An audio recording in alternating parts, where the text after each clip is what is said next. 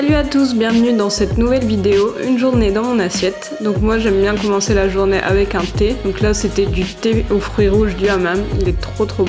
Ensuite en ce moment j'aime bien me faire un bol cake cookie.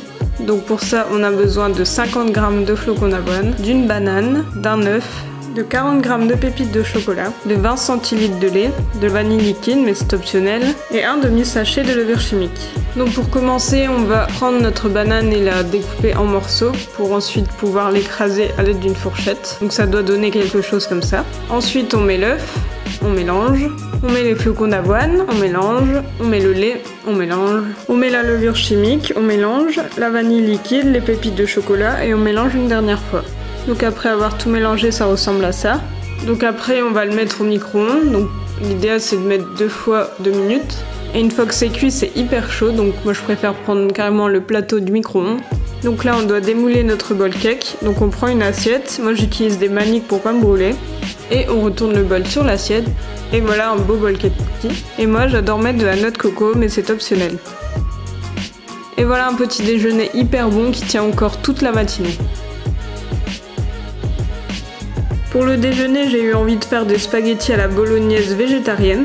Au niveau des quantités, pour 2 personnes, on a besoin de 160 g de pâtes, 125 g de haché végétal, donc ça correspond à un demi-sachet, 2 tomates, une carotte, de la sauce tomate, une gousse d'ail et des herbes de Provence. Pour commencer, on épluche et on coupe la carotte. Moi, je la coupe en 2 dans la longueur et après, je fais des rondelles pour obtenir des demi-rondelles.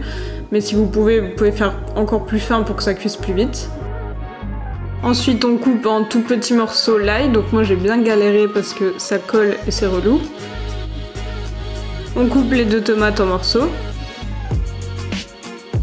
Ensuite on passe à la cuisson. On commence par faire chauffer une poêle et une fois qu'elle est chaude on met de l'huile d'olive. Une fois que l'huile est bien chaude on fait revenir l'ail. Ensuite on ajoute la carotte et on laisse cuire comme ça pendant 10 minutes. On ajoute le haché végétal, donc moi je l'ai acheté de la marque Céréales Bio. On mélange bien avec les carottes et l'ail et on laisse cuire pendant une dizaine de minutes. À côté de ça, j'ai fait cuire mes pâtes, donc moi je mets toujours 1 tonne de sel et je passe toujours 15 000 ans à réussir à mettre mes spaghettis dans l'eau. Après une dizaine de minutes de cuisson du haché et des carottes, on peut ajouter les tomates. On mélange bien les pâtes parce que je sais pas vous mais moi je déteste quand ça reste collé au fond de la casserole.